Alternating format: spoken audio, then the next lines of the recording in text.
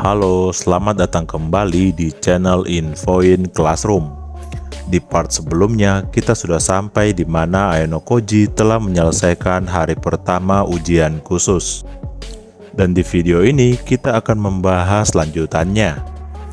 Sebelum mulai, bagi kalian yang belum subscribe, bisa bantu support dengan memencet tombol subscribe dan like.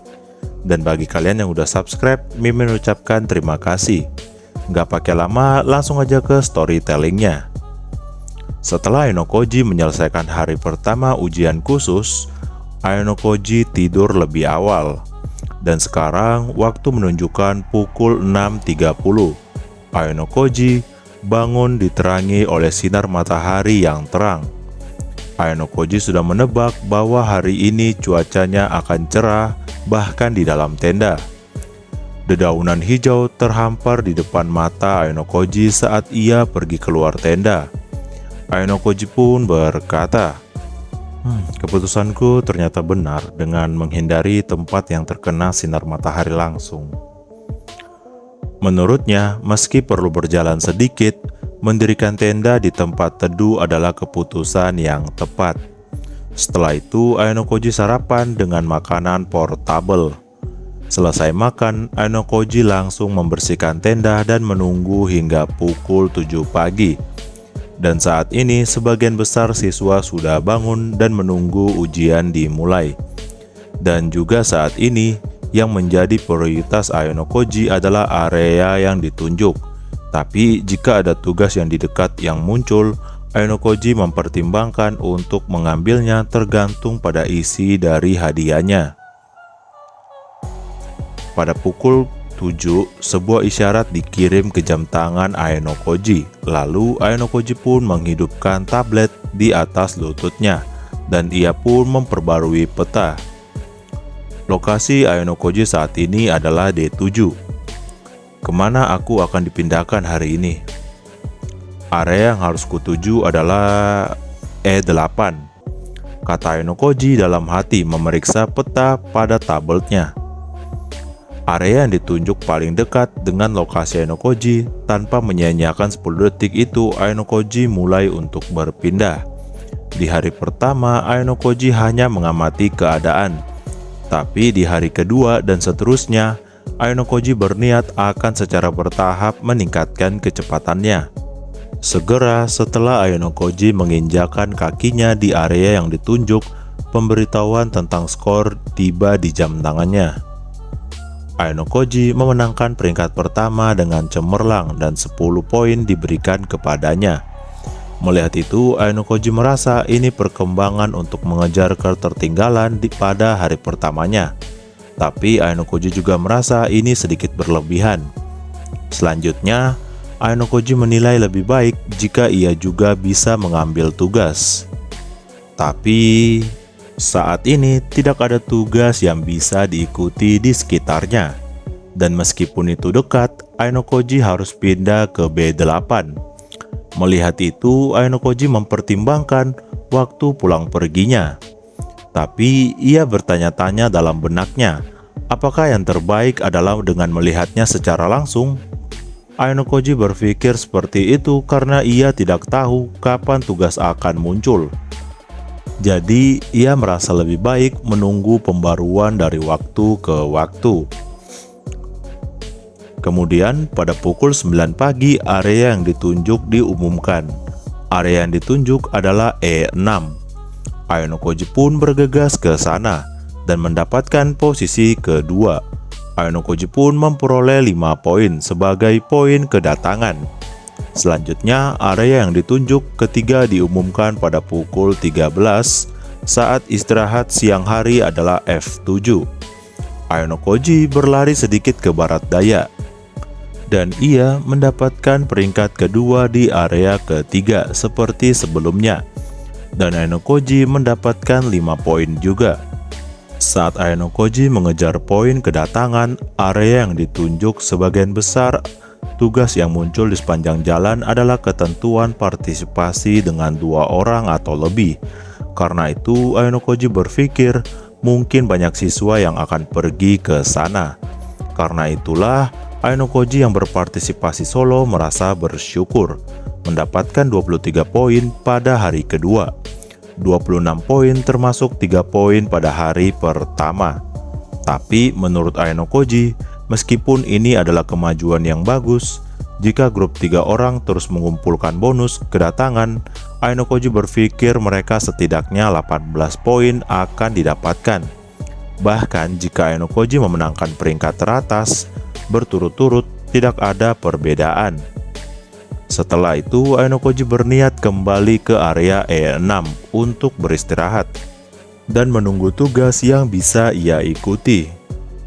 Saat sampai di tempat istirahat, Aenokoji memikirkan sejauh yang ia amati, hari ini area yang ditunjuk masih seperti biasa, yaitu 3 kali. Dengan kata lain, Aenokoji menduga 1 kali yang akan muncul pada pukul 15. Saat Aenokoji memikirkan itu, terdengar suara. "Aenokoji Senpai, kita bertemu lagi." Nanase sekali lagi muncul sendirian di tempat Aenokoji beristirahat. Melihat Nanase yang terus bertemu dengannya, Aenokoji berpikir sejenak lalu berkata, "Apa mungkin kita satu tabel?" Mungkin," jawab Nanase. Mendengar itu, Aenokoji langsung berpikir, tidak aneh jika Nanase menutupi tabelnya ketika sering bertemu. Namun, yang membuatnya janggal adalah tingkat pertemuannya dengan Nanase, walaupun Nanase berada di tabel yang sama dengannya. Aenokoji menilai tidak peduli seberapa sering Nanase pergi ke area yang sama, kecil kemungkinan ia akan bertemu langsung. Lagi pula, selain arah yang berbeda, waktu kedatangan dan waktu tinggal juga berbeda. Aenokoji dan Nanase sebelumnya 2 kali melakukan pembicaraan ringan. Karena itu, Aenokoji berpikir kali ini juga Nanase akan segera pergi. Tapi sebaliknya, Nanase berhenti dan mengalihkan pandangannya ke arah Aenokoji dan berkata, Aenokoji Senpai, aku punya permintaan." "Permintaan?" tanya Aenokoji. Jika tidak menghalangimu, bolehkah aku untuk sementara menemani Aenokoji Senpai setelah ini?" "Menemaniku? Apa maksudmu?" tanya Aenokoji lagi yang sedikit heran, karena tidak peduli seberapa sering kemungkinan untuk berada di tabel yang sama. Mekanisme ujian khusus ini pada dasarnya tidak mungkin untuk menemani tahun ajaran yang berbeda. Tidak ada manfaatnya untuk kedua belah pihak. Lalu Nanase berkata, "Sebenarnya ada masalah dalam diskusi tadi malam. Hosen dan Amasawa bilang bahwa lebih baik jika kami bertindak sendirian, dan kami menjadi berantakan," jawab Nanase. Mendengar itu, Aenokoji membenarkan perkataan Nanase. Itu karena tidak ada ikatan yang mengharuskan mereka bertindak bersama, dan juga banyak manfaat dengan bergerak bersama, tapi itu bagi siswa yang tidak kesulitan untuk bertindak sendirian. Aenokoji menilai bertindak sendirian juga merupakan strategi. Lalu Nanase berkata lagi, "Aku sudah bertemu dengan Senpai 3 kali sejak kemarin, tapi Aenokoji Senpai lebih cepat mencapai area yang ditunjuk 2 kali, kecuali yang pertama. Kupikir mungkin aku tidak akan bisa segera mengejar area yang ditentukan sendirian. Tidakkah menurutmu itu hanya kebetulan aku 2 kali sampai lebih cepat?" tanya Aenokoji. "Mungkin, tapi aku tetap menilai bahwa Senpai lebih baik daripada aku yang tidak berpengalaman." Mendengar Nanase menyanjungnya, Aenokoji merasa perkataan itu tidak dari hati. Lalu Aenokoji berkata, "Itu bukan usulan yang cerdas untuk menemani grup dari tahun ajaran yang berbeda. Ini juga akan mempengaruhi urutan kedatangan, dan akan ada kasus di mana ada persaingan dalam tugas, bukan? Jika menghadapi tugas yang dimana hanya satu grup yang bisa berpartisipasi, pada saat itu akan berkembang menjadi perselisihan. Aku tidak keberatan untuk semuanya. Setelah Ainokoji Senpai, aku akan mengalah setelah memastikan bahwa Senpai sudah memasuki area yang ditunjuk terlebih dahulu dan urutan kedatangan telah dikonfirmasi. Dengan begini, Ainokoji Senpai tidak memiliki kerugian apapun dalam tugas. Jika hanya tersisa satu slot, aku akan menyerahkan semuanya, jawab Nanase. Mendengar itu, Ainokoji yang curiga berkata dalam hatinya, "Bolehkah membuang hadiah urutan kedatangan dan tugas yang berharga?" Tentu saja tidak, dan itu bukan tindakan yang disarankan.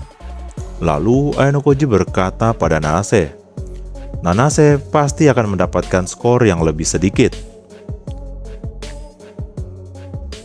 Ini pertama kalinya aku mengikuti ujian pulau tak berpenghuni, dan kemampuan fisik Ainokoji Senpai telah terbukti dalam pertarungan dengan Hosen. Hanya dengan memilih rute yang benar sudah sangat membantuku, jawab Nanase. Mendengar itu, Ainokoji menilai dalam benaknya. Memang itu akan membantu Nanase, tapi jika Nanase yang saat ini bertindak sendirian tanpa masalah, itu sudah membuktikan kalau Nanase mampu tanpa Ainokoji. Jadi bisa dikatakan tidak perlu mengambil resiko untuk ikut bersama Ainokoji. Setelah berpikir seperti itu, Ainokoji pun berkata, "Bahkan jika aku dapat memilih rute yang benar, bisakah kau mengimbangi pergerakanku? Dan aku bahkan bisa memilih jalan yang terjal.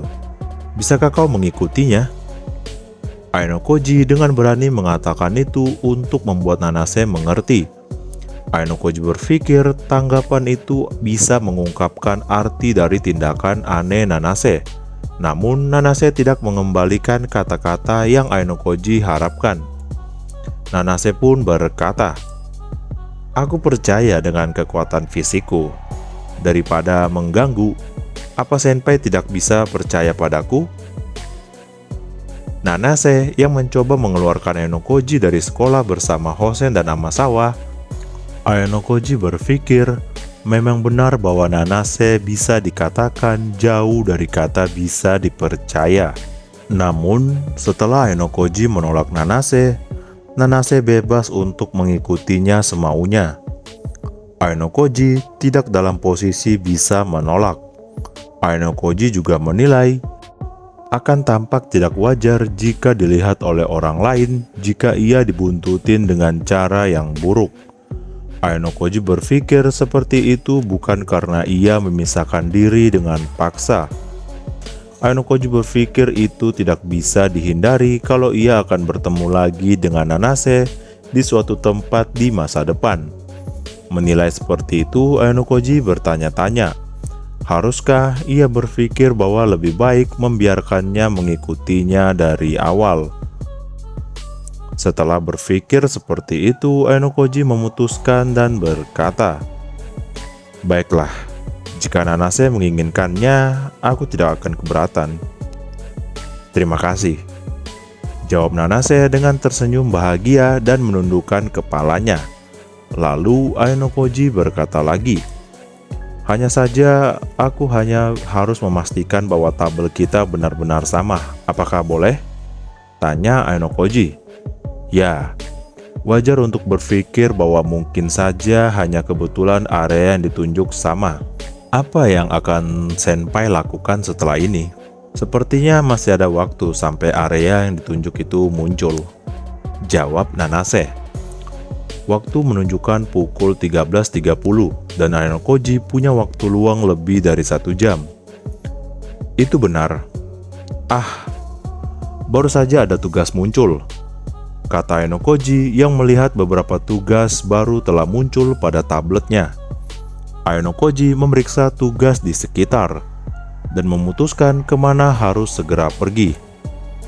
Lalu Ainokoji menunjukkan layar kepada Nanase dan menjelaskan sambil menunjukkan titik dilaksanakan tugas yang akan dituju di peta.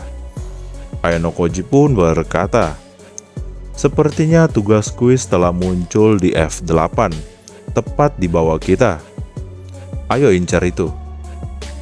Jaraknya juga dekat kan? Tanya Nanase. Ya, dan jika area yang ditunjuk selanjutnya terlalu jauh, aku akan mengabaikannya.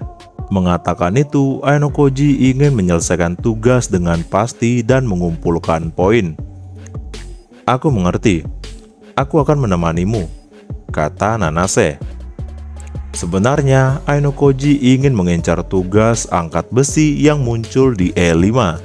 Tapi, jalan dan jaraknya lebih sulit daripada mengincar F8.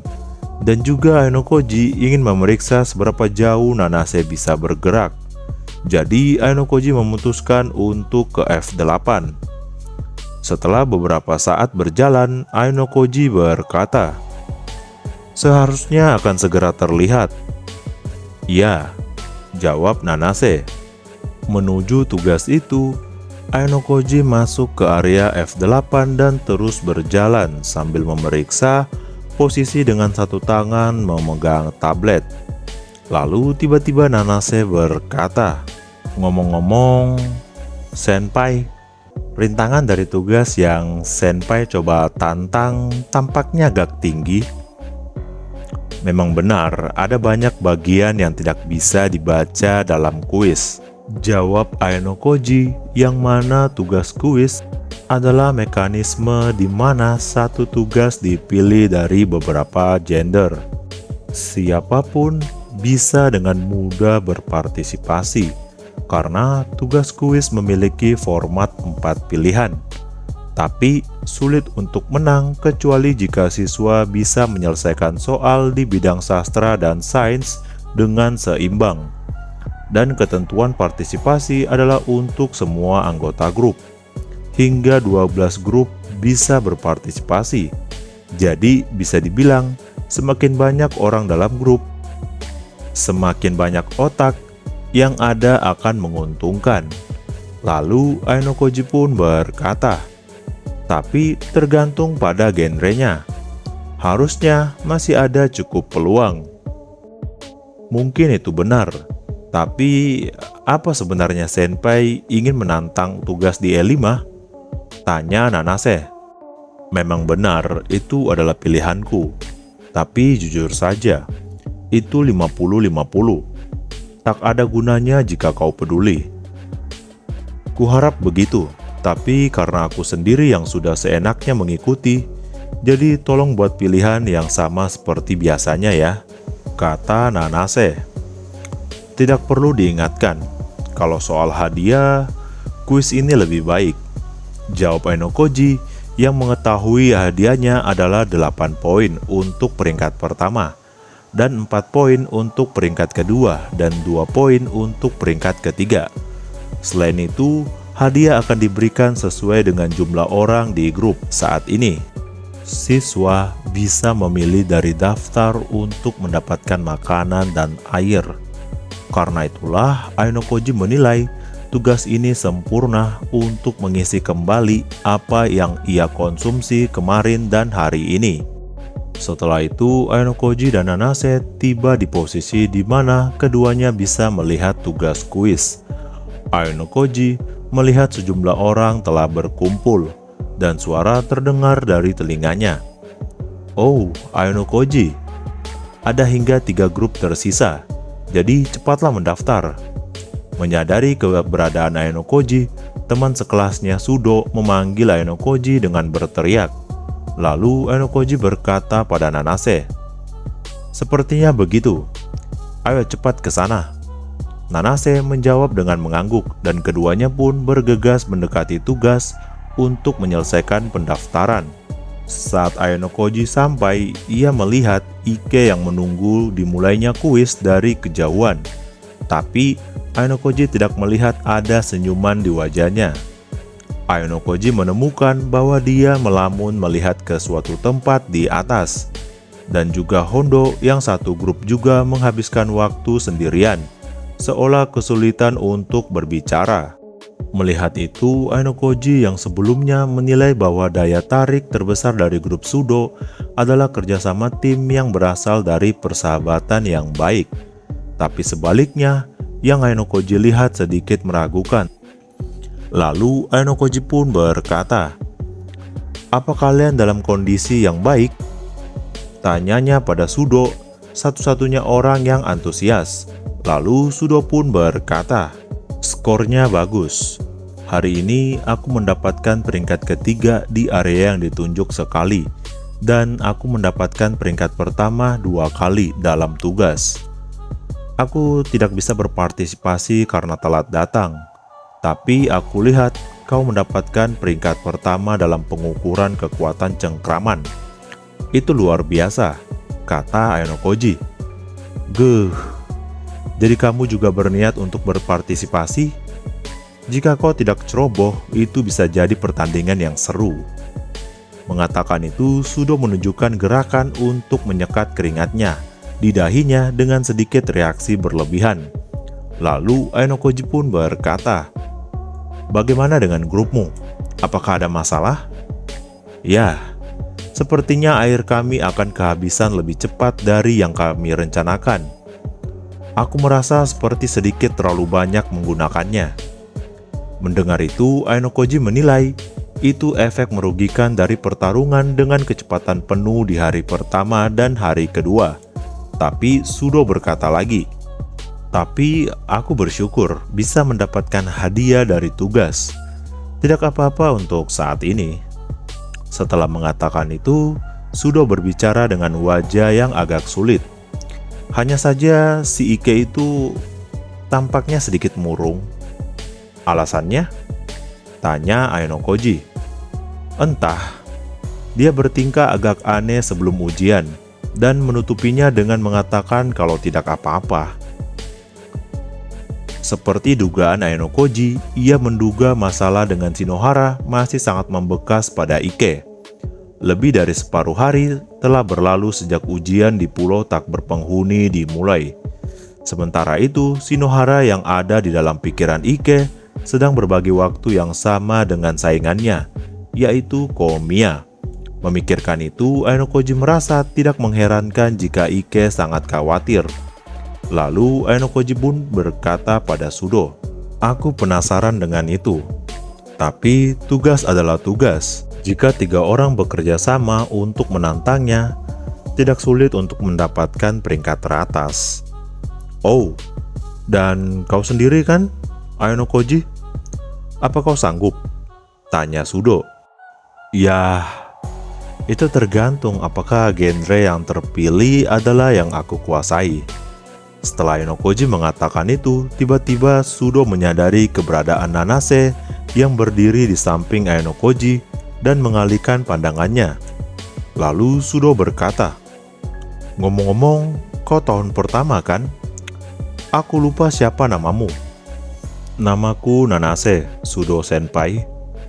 Mendengar itu, wajah serius Sudo tidak meregang di depan seseorang gadis yang cantik. Lalu Sudo berkata pada Ainokoji, "Kesini sebentar, Ainokoji." Mengatakan itu, Sudo merangkul lengan di sekitar leher Ainokoji dan mengambil jarak dari Nanase dan berkata, "Kau sepertinya datang dengannya. Bukankah dia musuh? Apa yang kurencanakan?" "Dia bilang kalau dia ingin menemaniku, karena kemungkinan besar tabel kami sama," jawab Ainokoji. "Hah? Bahkan jika tabel kalian sama, bukan berarti kau bisa menerimanya untuk menemanimu. Bisa saja Hosen mengincarmu lagi untuk dikeluarkan dari sekolah. Bukankah itu berbahaya?" tanya Sudo. "Itu mungkin saja," jawab Ainokoji. Ainokoji tidak berpikir bahwa Nanase benar-benar menerimanya tanpa alasan. Lalu Sudo berkata lagi, "Aku tidak merasa kamu seperti dalam bahaya. Ya, bahkan jika kamu tenang karena kamu merasa bisa melewatinya dengan baik, kalau kamu ada masalah, katakan padaku." Menjawab itu, Ainokoji mengangguk, dan ketika Ainokoji mengangguk menanggapi perasaan itu, ekspresi Sudo dengan enggan berubah menjadi meyakinkan. Dan Sudo berkata, "Kupikir kau akan memberikan pelajaran pada Nanase jika dia membuatmu dalam masalah. Tapi jika kau baik-baik saja dengan keberadaannya, aku tidak akan mempermasalahkannya. Segera setelah Sudo mengatakan itu, persiapan untuk memulai tugas pun dimulai. Baiklah, sampai jumpa nanti. Seperti yang kau katakan, tugas adalah tugas, dan kami akan melakukan yang terbaik, kata Sudo yang kembali ke tempat Ike. Dan saat ini, masing-masing dari 12 grup yang terdaftar telah mengeluarkan tablet untuk menjawab soal. Dan ketika waktunya tiba, genre kuis diumumkan di tablet sekaligus. Genre anime umum. Melihat itu, Ainokoji berkata, "Hah? Anime?" Tanpa pemahaman di kepalanya tentang tulisan yang ditampilkan, pertanyaan pertama dimulai. Manakah dari berikut ini yang merupakan judul episode ke-13 Kido Junshin Bondam? Selamat tinggal Bomdam, membara Bomdam, berteriaklah Bomdam, air mata Bomdam. Nanda kore, yang artinya apa ini? Ainokoji secara spontan mengatakan hal seperti itu. Ainokoji yang menduga jelas dari genre dan kalimat soal bahwa ini berhubungan dengan anime, tapi ia tidak tahu jawabannya sama sekali. Serius, ini mah sangat mudah. Hondo yang memegang tablet di dekatnya, Ainokoji berteriak kegirangan. Mendengar itu, Ainokoji berkata dalam hatinya, "Mudah? Soal seperti ini kau bilang mudah? Lagi pula Bomdam. Bomdam itu apa sih?" Ainokoji yang mengatakan itu karena itu adalah genre yang bukan keahliannya. Tapi Ainokoji berpikir akan melakukan yang terbaik selama menghadapi tugas ini. Jangan panik dan jawablah dengan tenang. Selama ada 4 pilihan, aku bisa mendapatkan jawaban benar dengan kemungkinan 25%. Jika aku ingin mengeliminasinya, tidak seperti nomor 1 hingga nomor 3, nama Bomdam berada di awal kalimat, hanya di nomor 4. Mungkin itu petunjuk, kata Ainokoji dalam hatinya. Dan Ainokoji pun memutuskan untuk tetap berpegang pada bagian itu dan memilih nomor 4. Sesaat setelah batas waktu tiba, jawaban yang ditampilkan, jawaban yang benar adalah nomor 2, membara Bomdam. Melihat itu, tebakan tanpa alasan Ainokoji yang ia pilih salah. Lalu, sambil mengingat sedikit pusing di bawah terik matahari, Ainokoji langsung berkonsentrasi pada pertanyaan kedua. Pertanyaan kedua, siapakah yang menyanyikan lagu tema untuk anime TV Dansun Shinkichin? Namun, kenyataan sangat kejam. Fakta bahwa genre yang bisa Ainokoji selesaikan tidak dipilih dapat terpilih lagi.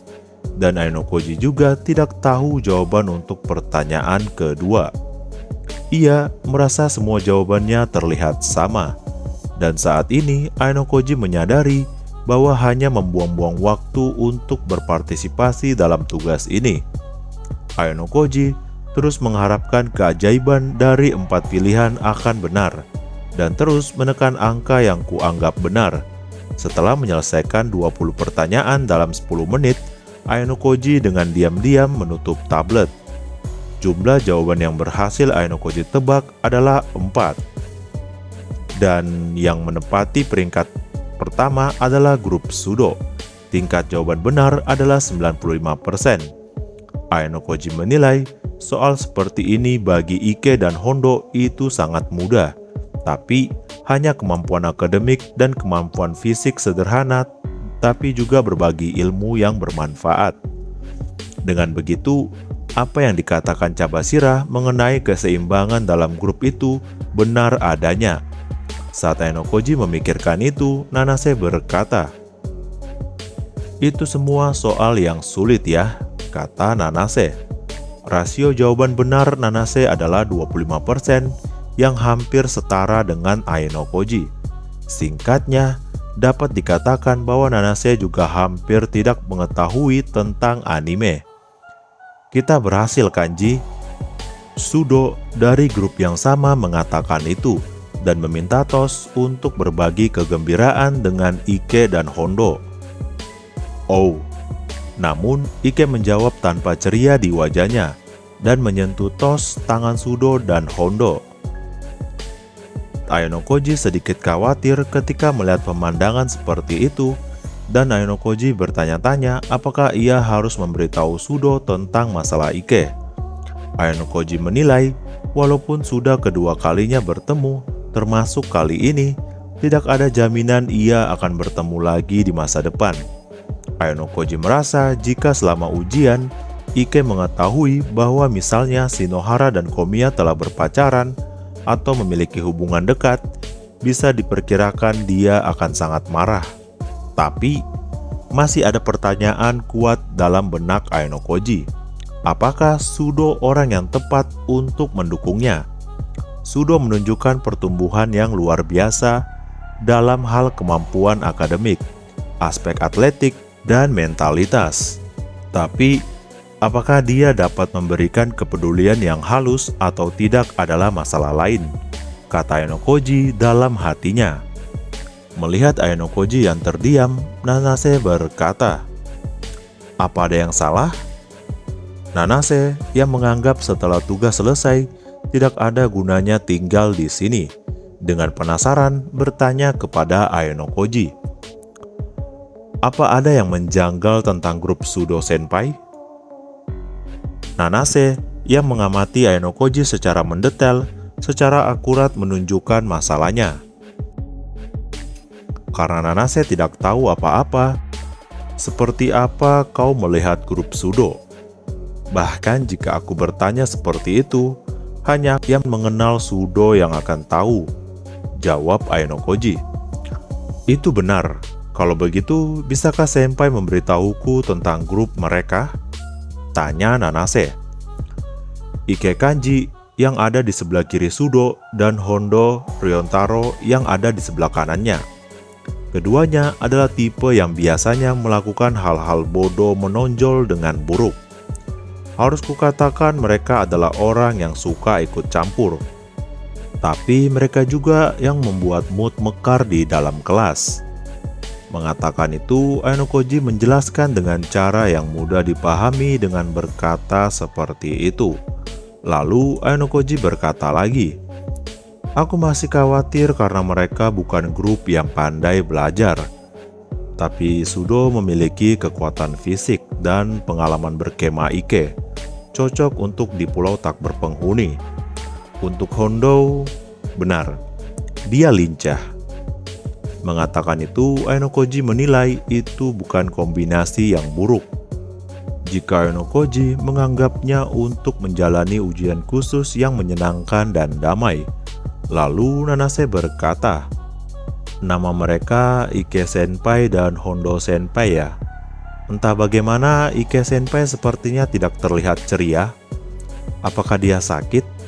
tanya Nanase. Nanase yang tak pernah bertatapan muka dengan Sudo pun melihatnya dengan jelas. Lalu Ayanokoji berkata, "Kenyataannya memang dia selalu mencairkan suasana kelas. Hanya saja sepertinya dia tidak terlihat ceria saat ini. Bukan bermasalah dengan kondisi fisiknya."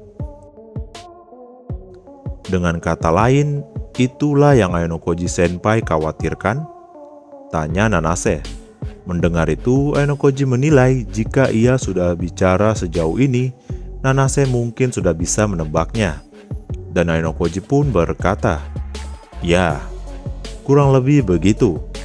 Ini adalah situasi yang aku khawatirkan. Tapi aku tidak perlu harus selalu mengkhawatirkan orang lain. Dalam kuis ini, aku bersaing untuk peringkat ketiga terbawah, dan mereka berada di peringkat pertama. Bagaimanapun, kombinasi grup yang mengumpulkan skor itu lebih unggul." Ayanokoji mengatakan itu dalam arti mengkhawatirkan grup Sudo yang memiliki skor keseluruhan lebih tinggi adalah tindakan yang tidak perlu. Setelah itu, Ayanokoji berkata, "Ayo kita segera pergi." Yang Ayanokoji harapkan adalah untuk menuju ke area yang ditunjuk selanjutnya, atau mencari tugas. Tapi tiba-tiba sebelum jalan, Nanase berkata, "Senpai, bolehkah aku meminta satu hal sebelum kita berangkat?"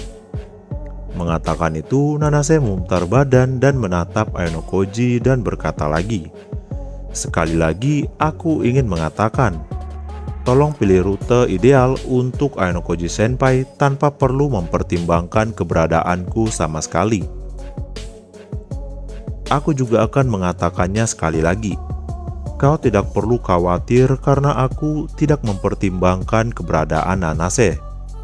Ainokoji mengatakan itu karena sudah memutuskan cara bertarungnya, yaitu cara bertarung dengan mengungkap aturan ujian khusus ini dan pikiran para siswa. Jika keberadaan Nanase mengganggu, Ainokoji tidak akan membiarkan Nanase menemaninya sejak awal. Aku lega mendengarnya. Kalau begitu, mohon kerjasamanya, kata Nanase. Lalu Ainokoji mengeluarkan tablet sambil memeriksa jam tangannya. Melihat itu, Ainokoji merasa sudah waktunya untuk pengumuman pergerakan dasar keempat di penghujung hari ini. Saat ini, waktunya untuk penunjuk acak pertama diumumkan. Dan Ainokoji pun memeriksa lokasi di tabletnya, dan tempat yang ditunjukkan adalah I7. Setelah itu, Ainokoji menemukan rute yang mana ia harus melintasi pegunungan untuk mendapatkan jarak terpendek. Melihat itu, Ainokoji merasa bahkan jika ia memilih jalan memutar dengan aman, itu akan menjadi perpindahan yang jauh. Tapi Ainokoji merasa tidak perlu bermasalah dengan itu, karena itu bukan area yang tidak pernah bisa dijangkau. Saat Ainokoji memikirkan rute, Nanase berkata, "Mau segera berangkat?" "Sebelum itu, Nanase, aku ingin kau menunjukkan tabletmu padaku," kata Ainokoji. "Itu benar. Belum dipastikan kalau tablet kita sama." Ainokoji bertanya-tanya, apakah Nanase akan menunjukkan perlawanan, tapi saat ini, Nanase mengeluarkan tabletnya dari ranselnya dan membuka peta tanpa menyembunyikannya. Dan tujuan berikutnya ternyata adalah I7. "Ternyata benar, tabletku dan senpai sama," kata Nanase. "Sepertinya begitu." Mengatakan itu, Ainokoji tidak dapat menyangkalnya. Kemungkinan bahwa penunjuk acak secara tidak sengaja diterima di tablet yang berbeda. Tapi saat Ainokoji melihat riwayat Nanase, sejauh ini, Ainokoji hampir pasti dapat menilai bahwa itu adalah tablet yang sama. Lalu Nanase pun berkata, "Karena tablet kita sama, kita bisa pergi bersama. Apa senpai mau menempuh jarak terpendek?" tanya Nanase. "Tidak. Kali ini aku tidak akan memaksakan diri untuk mengincar skor di area tersebut. Ada tugas yang muncul juga di G8 dan di G9 hari ini. Aku pikir akan pergi ke sekitar dua tempat itu," jawab Ainokoji yang mengetahui. Untuk kedua tugas tersebut, isi ujian ditetapkan sebagai soal matematika dan soal bahasa Inggris. Jika Ainokoji bisa datang tepat waktu, Ainokoji merasa pasti bisa mengumpulkan skor. Mendengar itu, Nanase berkata, "Lalu, di mana senpai akan berkemah hari ini?" "Benar. Besok, tempat pertama yang akan ditunjuk berpusat di I7. Jika aku mendekat dengan ceroboh, aku mungkin tidak sengaja menginjak area yang ditunjuk. Aku ingin menghindarinya, jika memungkinkan." Mengatakan itu, Ainokoji berpikir jika ia tidak perlu memaksakan diri, Ainokoji merasa mungkin tempat yang bagus untuk berada di sekitarnya adalah H9. Lalu Ainokoji berkata, "Setelah menyelesaikan tugas, aku akan berjalan ke H9 dan berkemah di sana."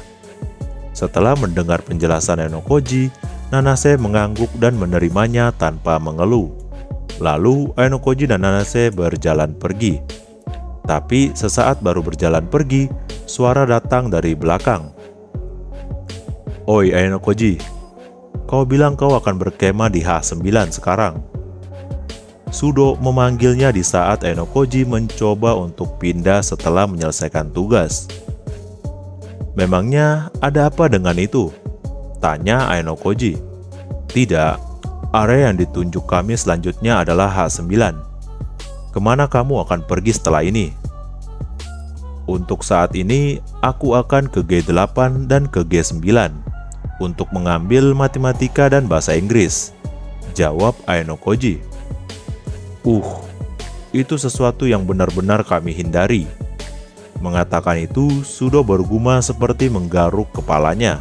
Lalu Sudo berkata lagi, "Jika tidak keberatan, kenapa tidak bergabung dengan kami nanti dan berkemah bersama? Lebih menyenangkan kalau bersama teman. Aku ingin mendengar beberapa nasihat tentang apakah ada masalah dengan cara bertarung kami." Mendengar saran yang tidak terduga dari Sudo, Aenokoji menilai itu bukan hal yang buruk. Dan juga di atas segalanya, Aenokoji merasa sikap positif Sudo harus dievaluasi. Tapi sebaliknya di sini, Ike selalu menarik diri. Lalu Aenokoji berkata pada Sudo, "Karena akan sulit bertemu di hutan, jadi kenapa kita tidak bertemu di pantai G9?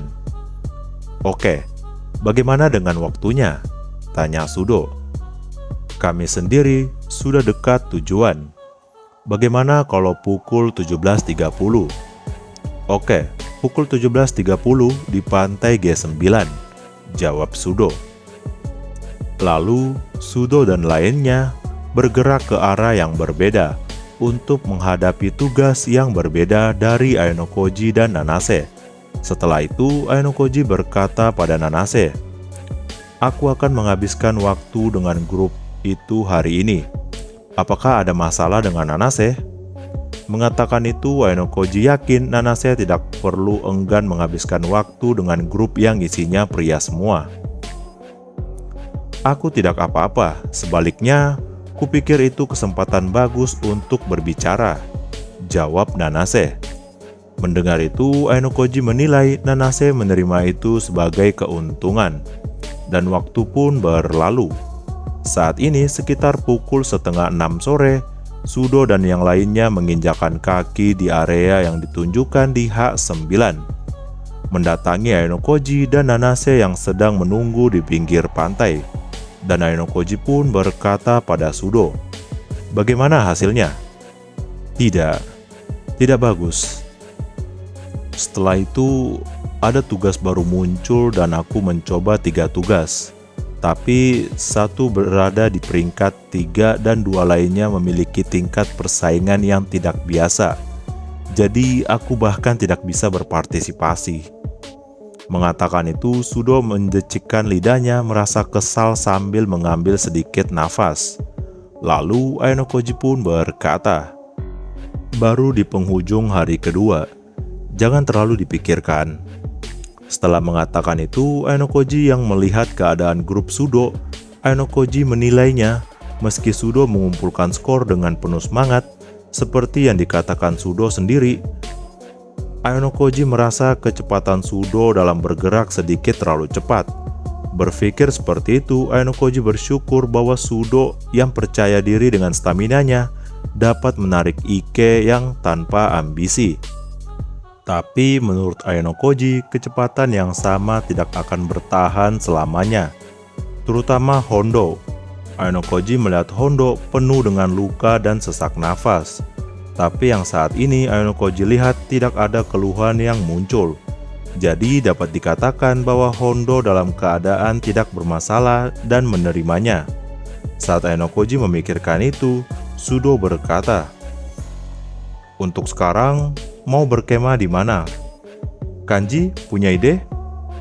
Ketika Sudo meminta saran dari Ike, Ike menunjuk ke hutan meskipun itu berada di suatu tempat di atas langit, dan berkata, "Untuk sekarang, ayo kembali ke H9. Ada tempat terbuka sebelumnya. Lebih baik di sana saja." Lalu mereka semua mulai bergerak sesuai dengan jawaban dari Ike yang sangat tidak berdaya. Melihat itu, Nanase berkata, "Mood mekar seperti yang dikatakan Senpai sudah kuduga. Aku tidak bisa merasakannya sama sekali." "Banyak hal terjadi," jawab Aenokoji. "Banyak hal ya?" tanya Nanase. Aku tidak enak untuk bicara kepada orang ketiga tanpa izin. Jika kamu penasaran, tanyakan langsung padanya, jawab Aenokoji. Itu benar. Aku akan mendengarnya dari waktu ke waktu. Mengatakan itu, Nanase menjawab dengan perhatian. Kemudian mereka semua berjalan mengikuti Ike selama sekitar 20 menit ke tempat terbuka dan menemukan tempat yang bagus di mana 3 atau 4 grup dapat hidup dalam satu kelompok tanpa masalah. Nah, ayo buat tenda dan makan. Aku lapar. Sudo mengatakan itu sambil memukuli perutnya. Kemudian Sudo dan Hondo mengalihkan pandangan mereka ke Ike seperti mengandalkannya. Melihat itu, Aenokoji mengetahui alasan ketika ia melihat pancingan yang dibawa Ike di ranselnya. Tapi tanpa memperhatikan pandangan yang mengandalkan itu dari Sudo, Ike masih berdiri dan melamun. Melihat itu, Sudo berkata, "Oi Kanji, apa kau tidak mau memancing hari ini?" Mengatakan itu, Sudo mendesak untuk mengandalkannya karena laut sudah dekat. Ya, ini sudah larut dan aku cukup kelelahan, maaf. Yah, kalau begitu apa boleh buat. Meski merasa kecewa, Sudo tidak memaksanya dan menarik diri. Lalu, Ike mulai menyiapkan tenda dan menggelengkan kepala agar tetap sadar. Melihat itu, Nanase berkata, rasanya hatinya tidak ada di sini. Bahkan Nanase yang tidak tahu apa-apa tentang situasinya bisa menebaknya. Waktu pun berlalu. Malam saat matahari terbenam setelah makan malam, sekitar pukul 20.00, masing-masing dari grup Sudo, Aenokoji, dan Nanase dengan bebas untuk menghabiskan waktu luang. Walaupun bebas, keluar di hutan pada malam hari bukanlah pilihan yang bijak. Itu karena terdapat banyak serangga seperti nyamuk. Pada dasarnya mereka hanya menghabiskan waktu di dalam tenda. Tak pelak, percakapan dimulai dari dalam tenda lewat kain jaringan tenda. Tenda Aenokoji, Nanase dan Ike berbaris berdampingan.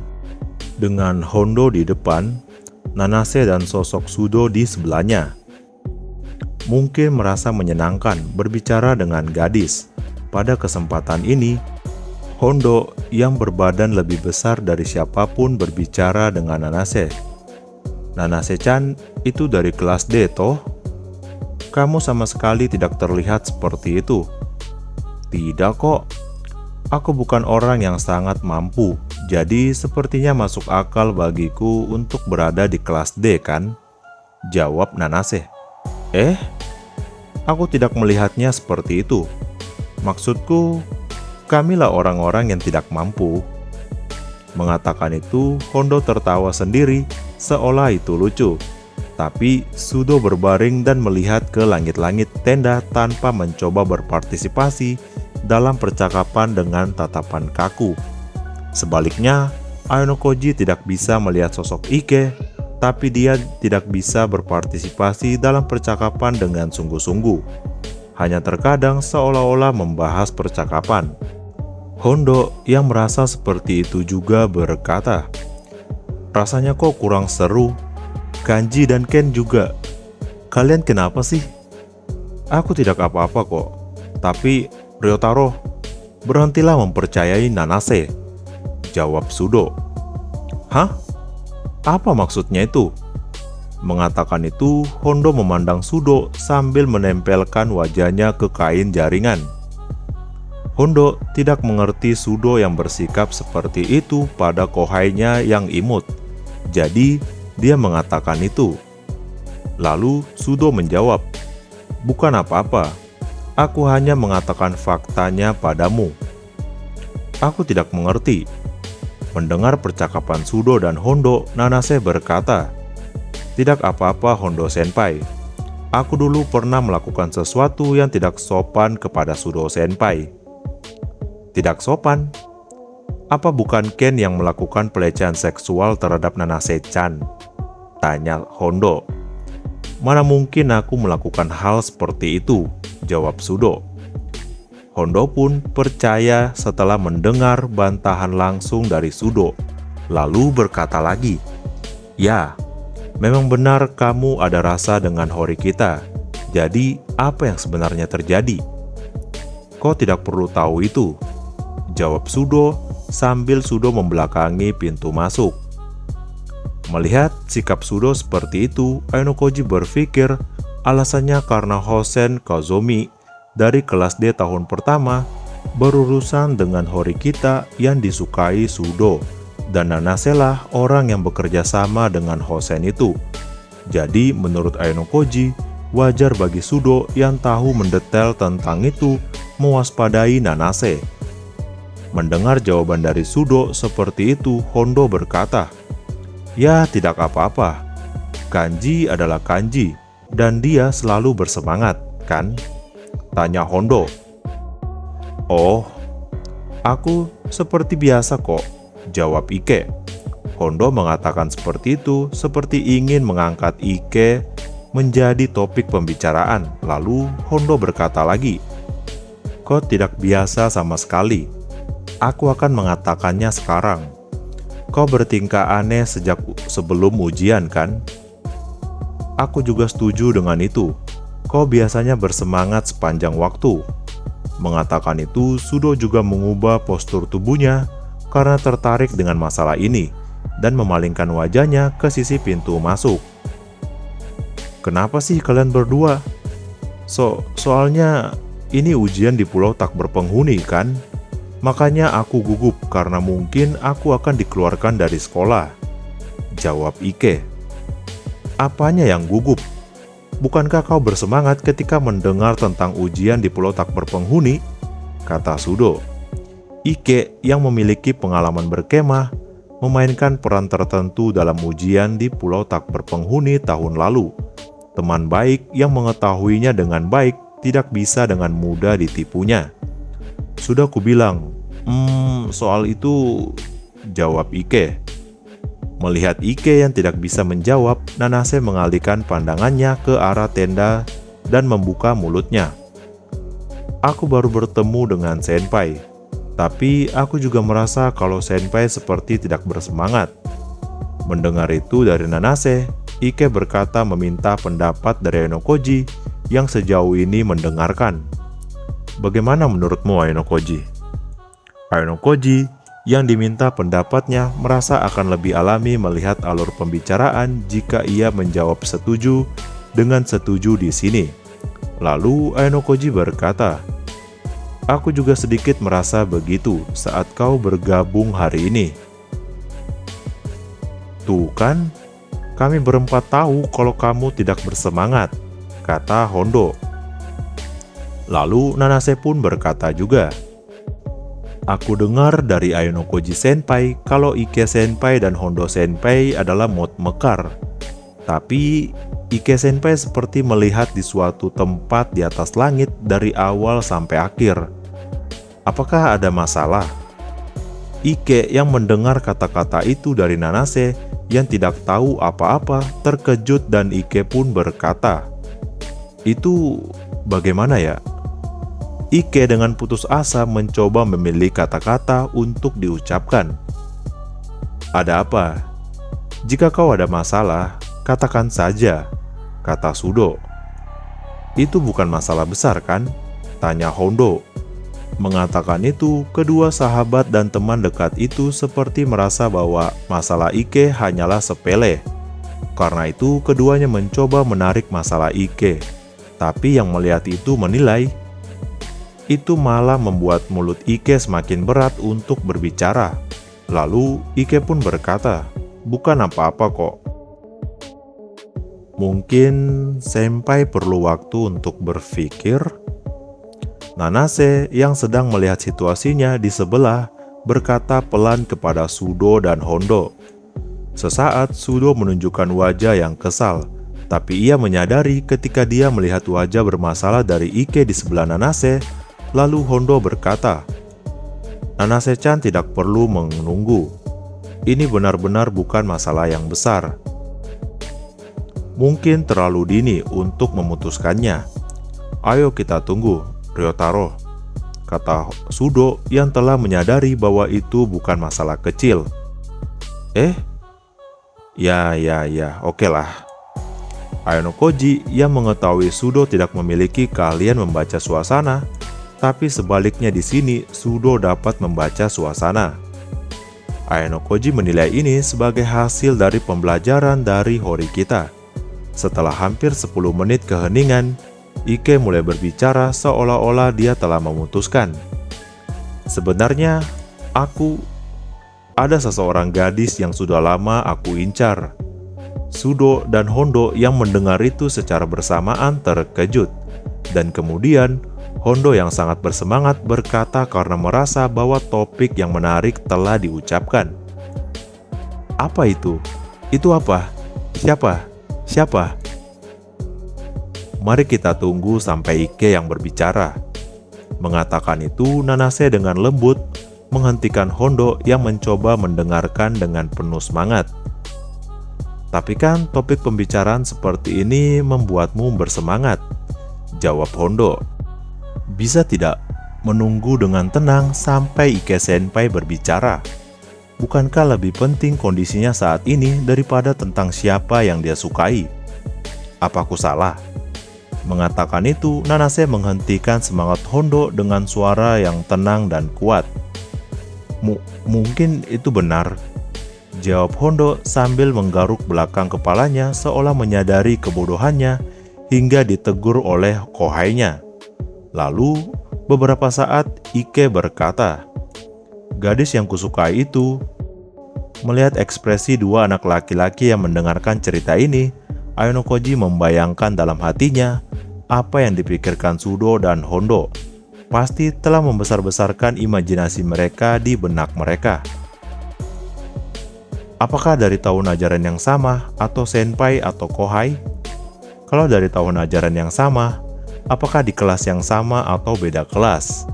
Memikirkan itu, Ayanokoji yakin Sudo dan Hondo memikirkan gadis seperti Kushida atau Ichinose yang populer di kalangan anak laki-laki. Lalu Ike pun berkata, aku jatuh cinta dengan itu Shinohara Satsuki. Mendengar namanya, untuk sesaat Sudo dan Hondo terkejut dan seperti sama sekali tidak mengerti. Mereka yang mengenal Ike dan Shinohara sebagai teman yang hanya bertengkar saja, bingung dengan ucapan Ike yang biasanya membanggakan dirinya tentang berkencan dengan gadis-gadis manis setiap hari. Tapi, kan Kanji, bukankah kamu tidak akur dengan Shinohara? Kamu mengejeknya jelek juga kan? Kata Hondo yang mau tidak mau merasakan bagian yang tidak masuk akal. Aku tidak memperhatikan Shinohara sejak awal juga kok. Awalnya dia adalah seorang gadis yang kubenci, tapi aku tidak tahu dan aku mulai mengkhawatirkannya. Tapi aku sendiri tidak suka mengakuinya dan kupikir aku sudah berpura-pura tidak menyukainya, jawab Ike. Mendengar itu, Ayanokoji merasa tidak ada kebohongan dalam kata-kata itu. Lalu Sudo pun berkata, lagi pula, jika kau menyukai Shinohara, tinggal kau katakan saja bukan? Menanggapi dukungan dari Sudo yang bisa dianggap kasar, Ike dengan putus asa menjawab, keadaannya tidak seperti itu. Apa yang terjadi? Tanya Sudo. Ada Komiya di grup yang Shinohara bentuk sekarang. Dia mungkin menyukai Shinohara, dan Shinoharanya sendiri tampaknya memiliki pandangan khusus terhadap Komiya. Pria dan wanita saling menyadari perasaan satu sama lain, melakukan ujian di pulau tak berpenghuni bersama dalam grup yang sama, karena ini adalah pertarungan penting yang bisa mengakibatkan dikeluarkan dari sekolah. Kondisi itu akan menciptakan ikatan yang kuat, Jadi karena itulah Ike mengkhawatirkan hal itu terjadi. Lalu Ike berkata lagi, "Aku menyadarinya kalau aku menyukai Shinohara baru beberapa waktu lalu. Jadi, mau itu di pulau tak berpenghuni kek, sebenarnya aku ingin segrup dengannya. Tapi aku tidak bisa jujur. Jadi kami bertengkar seperti biasa. Menyedihkan. Bahkan hari ini aku mencari-cari Shinohara." Mengatakan itu, Ike sambil memandang di suatu tempat di atas langit. Lalu Ike melanjutkan lagi, "Aku entah sejak kapan mungkin juga akan salah paham. Meskipun kami bertengkar, entah bagaimana aku bertanya-tanya, apakah Shinohara sebenarnya menyukaiku atau tidak. Sungguh, aku masih tidak tahu harus berbuat apa." Mendengar itu, Aenokoji juga merasa tidak mudah memahami perasaan sebenarnya dari orang lain. Karena Aenokoji sendiri mengalami sendiri beberapa hari yang lalu ketika ia mengaku pada Kei. Lalu Nanase yang mendengar itu juga berkata, "Senpai itu tahu kan kalau Ike Senpai tidak bisa jujur padanya? Menurutku itu bukan hal yang buruk. Tapi kan Shinohara segrup dengan Komiya. Itu artinya dia berharap padanya," jawab Ike. "Itu aku tidak tahu. Aku tidak tahu. Tapi kupikir Shinohara Senpai mengharapkan pembatasan." "Pembatasan?" tanya Ike. "Aku tahu bahwa Ike Senpai biasanya ceria dan ceria untuk semua orang. Dan Senpai adalah orang yang dapat dengan mudah mengatakan apa yang dia pikirkan. Tentu saja, aku pikir Shinohara Senpai juga menilai tinggi Ike Senpai yang seperti itu. Tapi mungkin dia hanya ingin menjadi yang lebih istimewa," kata Nanase, yang artinya jangan ragu untuk mengatakannya. Dengan kata lain, katakan saja sejujurnya. Lalu Nanase berkata lagi, "Aku rasa dia ingin Senpai menyampaikan perasaan cinta Senpai dengan lebih jujur." "Aku?" tanya Ike. "Apakah Ike Senpai senang jika wanita yang kau sukai direbut karena sikap yang tidak bertanggung jawab?" "Malu-malu juga tidak apa-apa, tapi tidak ada artinya kecuali itu sampai ke pihak lain. Apakah Senpai merasa ingin melihat dirimu yang lebih serius?" tanya Nanase. Mendengar itu, Ike memegangi dan menggantungkan kepalanya. Melihat itu, Aenokoji berkata dalam hatinya dengan menebak apa yang dipikirkan Ike. Mungkin sekarang, dia ingat di benaknya bagaimana dia berhubungan dengan Shinohara. Dan ketika dia melakukan itu, dia mencoba memahami bagaimana dia akan menerimanya. "Tidak, aku rasa dia memegangi kepalanya karena dia mulai mengerti itu," kata Aenokoji dalam hatinya. Lalu Nanase berkata lagi, "Aku tidak mengatakan itu hal yang buruk untuk dikhawatirkan. Tapi kita sedang menghadapi ujian khusus yang bisa membuat kita dikeluarkan dari sekolah. Tidak hanya Senpai yang akan dikeluarkan dari sekolah, tapi Sudo Senpai dan Hondo Senpai mungkin terlibat. Aku mengerti keinginan Senpai untuk mengejar Shinohara Senpai, tapi hal pertama yang harus dilakukan adalah berjuang untuk bertahan hidup." Saat Aenokoji tersadar, semua orang di tempat ini mendengarkan kata-kata Nanase dengan serius. "Jika kau tidak bisa bertemu dengan seseorang yang kau cintai, kau tidak akan pernah bisa menyampaikan perasaan cinta itu." Mengatakan itu, suara Nanase berubah terseduh-seduh. Dan Sudo yang sudah lama mewaspadai Nanase berkata, Kenapa kau menangis?" Sudo mengatakan itu dengan kaget. Namun bukannya menjawab, Nanase terus melanjutkan, "Apakah kau punya waktu untuk khawatir, Ike Senpai?" "Itu benar. Pertama-tama, aku harus menyelesaikan ujian khusus ini dengan selamat." Mendengar itu, dari Ike, Aenokoji merasa kata-kata dari kohenya yaitu Nanase sepertinya meresap ke hati Ike, lebih dari yang ia bayangkan. Lalu Ike berkata, "Aku minta maaf, Ken, Ryotaro, aku mungkin sudah membuat kalian kesal selama 2 hari terakhir ini, hingga aku bahkan tidak tahu." "Tidak, itu ya hanya sedikit," jawab Sudo yang tidak bisa mengatakan bahwa itu sama sekali tidak ada. Lalu Ike berkata lagi, Sejujurnya, aku masih mengkhawatirkan Shinohara. Tapi untuk saat ini tidak ada artinya jika aku tidak bisa menyelesaikan ujian khusus. Jika tidak, semuanya akan sia-sia." "Itu benar, Kanji." Hondo juga setuju dan berteriak untuk mencairkan suasana. Terkadang teman dekat itu merepotkan. Mendengar itu, Ainokoji merasa saat ini ia mendapat pelajaran sepanjang malam ini. Terkadang teman dekat itu merepotkan, tapi terkadang mereka tidak tergantikan di atas segalanya. Dan air mata Nanase, Ainokoji tidak berpikir dia menangis hanya karena akting sederhana atau karena dia terlalu terbawa suasana. Sampai di sini dulu video part ketiga dari light novel Classroom of the Elite volume 3 tahun kedua. Jika kalian suka, kalian bisa support Mimin dengan like, komen, dan subscribe. Dan sampai jumpa di video selanjutnya.